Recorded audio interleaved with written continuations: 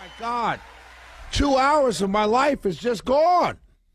But let me say something, ladies and gentlemen.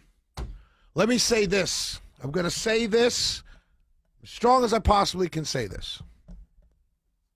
First of all, if any conservative talker, cable news host, cable station, anybody, The Five, Jesse, anybody, I'm not going to mention all the names, but if anybody, your favorite person on some other station in West Bell, if any conservative pundit comes on the air tomorrow or on television tomorrow and tells you that Joe Biden's old, Joe Biden's decrepit, Joe Biden doesn't know what he's doing, Joe Biden's stumbling, if anybody tells you that, you better slap them. And I mean slap them hard, because they are leading you down a road of slaughter. I'm voting for Donald Trump in November. Let me get that out of the way right now. But let me tell you, I saw just now from 9-ish to 10-ish. I haven't looked at how long the speech was. And it was about 45, like some of you said, 45, 50 minutes. That guy beats the you-know-what out of our guy. Let me be very clear with every single one of you now. You can pick at the words, you can pick at the slur, you can pick at the mispronounced words or the little jumbled words and all of that stuff. You can do that till the cows come home. Let me be honest with you. I'm not hoping it happens. I'm telling you it will happen unless we do something about it. If any Republican conservative pundit on television or radio or anything else has the unmitigated gall to get in front of his audience and tells his audience that Joe Biden is not going to make it through the summer, lie number one. Joe Biden's not going to make it through 4 years, lie number two. This guy that I just saw doesn't have a catheter, is not on drugs, is not being given vitamins. That guy I saw is a guy that's been in politics since he was 29 years old, and he's going to go out like a soldier. You could disagree with me. You could call in. I'm here till 12 midnight. Unless you're lying to yourself, and many of us do this, we all do it. But unless you're lying to yourself in the mirror, that guy looked strong. That guy talked tough. That guy said, what I'm going to do for you if you put me back in office. That guy beats our guy if our guy doesn't do that. I'm telling you. I'm telling you, I'm being honest with you. I'm not sitting here to tell you what you want to hear.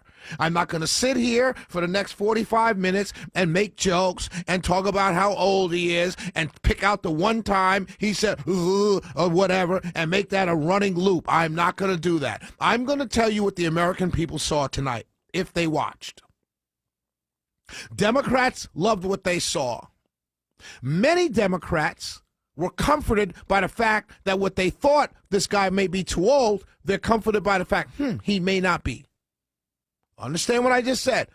He may not be. They're comforted. Independents are now all fact-checking to see, did Republicans really vote against that bill? Wow, you guys really voted against, wow, you guys really did that? That's what independents are doing.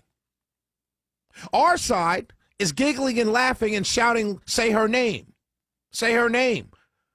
And what did he do? He picked up the button she handed to him and said, Lincoln Riley. Oh, he pronounced it Lincoln. I'm sorry. Let's go off on that for the next 5 days. Because he said Lincoln and not Lakin. But the fact of the matter is, when you said say her name, he picked up the button that you handed her.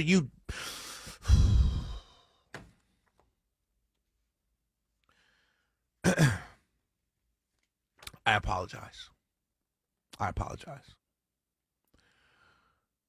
Marjorie Taylor Greene, let me say something to you. You are the worst thing that ever happened to the Republican Party.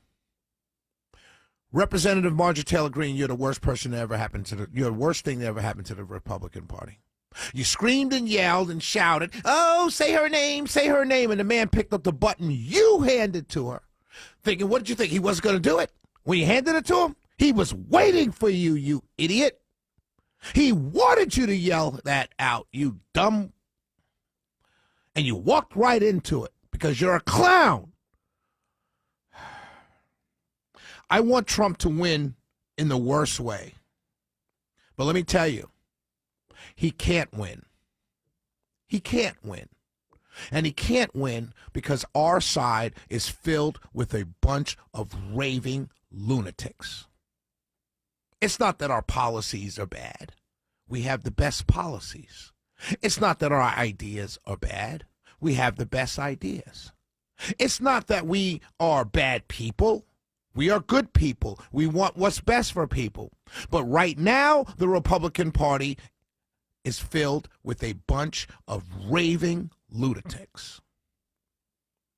This woman, Katie Britt, I had high hopes for her. If you're being honest with yourself as a conservative, and please don't think I'm going off tonight because I'm some kind of Democrat in chic or whatever like that. You could claim that if you want to. The fact of the matter, if you're being completely honest with yourself, that woman was the worst Republican response I've ever seen in my life. And you know it was. How do you go from crying fake tears to smiling about being a mom all in 5 minutes? You're acting. That's what actors do. That's what people who really don't mean what they say while they're saying it, that's what they do. Oh, I can't believe Laken Riley. Oh, my God. People are so scared. But I'm such a sunny mom. All in 7 minutes. And some stupid, crazy, dumb you-know-what put her in a kitchen. I know why they put her in a kitchen. You know why they put her in a kitchen? Because they wanted to give the impression of American families around the kitchen table talking about kitchen table issues. But it doesn't come off that way. You lunatics, you idiots. We have the best policies. We have the best ideas. What we right now have the worst messengers of those policies and those ideas. That's what our problem is. This woman got on television to millions and millions of Americans.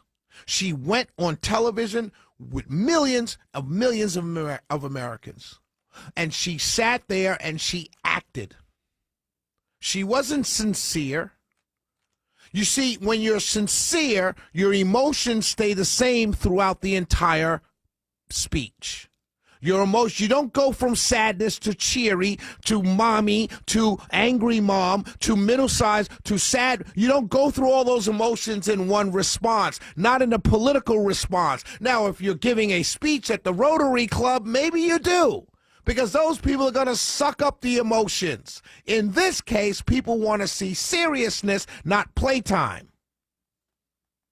That looked like a Saturday Night Live skit to me. That's what I thought I was watching. Oh, look at the Saturday Night Live. They're making fun of Katie Britt. That's what I thought I was watching. No, I was really watching Katie Britt make a fool of herself. Ladies and gentlemen, we're going to get slaughtered in November. And I hope it doesn't happen. I pray to God that I'm wrong. I pray to God it's a clean sweep and Donald Trump gets the 270 electoral college votes. But I'm going to tell you right now, that guy I saw give that speech, Joe Biden, did not look weak, did not look old, did not look stumbly, did not look like he was falling asleep. That guy looked like he's about to go into the summertime and fight the fight of his political life. And unless we are prepared as Republicans to get in the streets, knock on these doors, and make our pitch to the American people, and not focus on small, little, dumb things, leave elections alone, leave abortion alone, if we're not willing to do that, we will lose badly. And America will gravitate and pick the old man. Telling you. You don't have to believe me. You don't have to agree with me. You could be raving mad at me right now. I'm telling you the honest God truth. There will be people that will come on the radio and television tomorrow morning, first thing in the morning on television and all over the radio dials, and they will give you what you want to hear.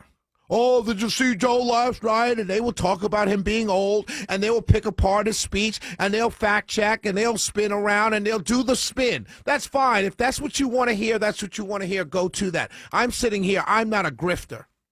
I don't grift my friends. I don't lie to my friends.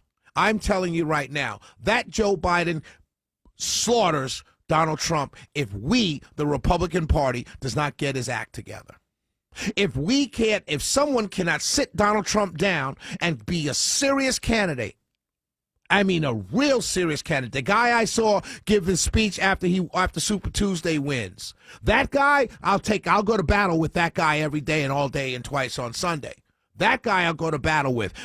When he gets silly and he gets stupid, I'm going to disappear. I'll be back when he gets smart again. But that guy, the Super Tuesday Trump, giving his speech, I'm fine with that guy. That guy can beat the you-know-what out of Joe Biden. But if I have anything else, if I have the stupidness, the yelling from the audience, say her name, say her name. Say her name? He's got the button, you...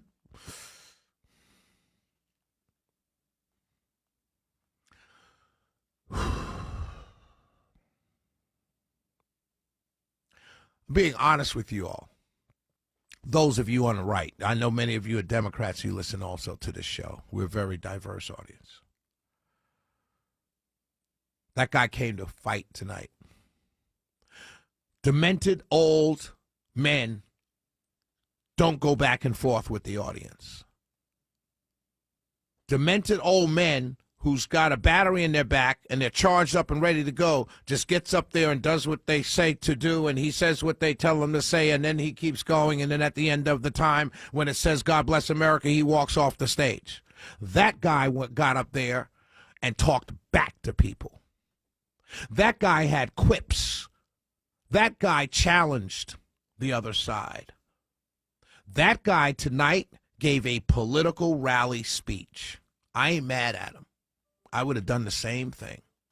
I'm running for re-election. You think I'm going to take the State of the Union and not give a campaign speech? There's some Republicans who walked out of the chamber because they felt this was a campaign speech. What did you think it was going to be? Every State of the Union speech is a campaign speech for the guy in office. What you think he's going to talk about his failures? We've got to get smart, people. And we've got to stop acting like children. We've got to be smart. And putting Katie Britt in a campaign year, in a re-election year, in what we're saying is the most important election of our time, I understand why they did it. Let's juxtapose the old man with the young, vibrant mom. Yeah, but she's got to have a brain in her head if you're going to do that. I'm sorry. I'm just keeping it real with every single person. You want to call in 404-872-0750, 1-800-WSB-TALK. I'm telling you what I saw. You may think differently. That's your prerogative. I'm telling you what I saw. And I'm on the team. I'm a Donald Trump supporter. I'm a conservative voter. I'm a Republican voter. And I saw a guy that's ready for battle. And if you saw anything else, your eyes are closed and you're going into this saying, that's what I'm going to look at. And when the psychiatrist said to you, do you see a circle? What do you see? And you walked in there and said, I'm going to see a square. And you looked at the circle and you said, it's a square. That guy that I just saw on television is ready for battle. The only question I have for all of my Republican friends, my conservative friends, and every single person running for office on a Republican side, my one question to you, and every activist and every GRA member and every Republican member and every Georgia GOP member, my one question for you is, are you ready to get rid of the dumb you-know-what and play with adults in the field of battle with the Democrats this election season? Are you ready? Are you ready to put down the silly you-know-what and get in the circle and battle like adults? Because that old man came for a fight tonight, and he put up a fight tonight. While we're yelling and screaming and saying silly things like little Karens sitting around with our red on, he came right back at us. Are we ready for that? Stop being deluded by these grifters on TV and radio who tell you this man is old and slow. Because clearly, whatever he had tonight, he's going to have for the next 6-7 months, up through November. And if he's got that in his back for the next March through November, we're done. We are done. So we better get our acts together. We better get our stuff together. And we better understand that putting a young 40-year-old senator from Alabama who talks like this and gets sad at the appropriate words and gets happy until 30 seconds later and then goes back sad and then gets angry and then gets sad and gets angry and then gets happy. I'm a mom. We put that up against them, we're going to lose because we think it's cool. And we sit any female candidate in a kitchen once again and don't recognize the optics are horrible. The party that the media and many people call a Handmaid's Tale, we stuck our young white woman mom in a kitchen to give the Republican response. And we're supposed to be the smart guys. That's why we lose elections. We don't lose elections necessarily because we have bad candidates. We lose elections because we have dumb consultants. We have stupid people running campaigns. And I blame the people. Katie Britt should never have agreed to go in a kitchen to give the response. How stupid is that? How dumb is that? In a green top at that. Look, ask any psychiatrist. Green is the worst color to wear on television.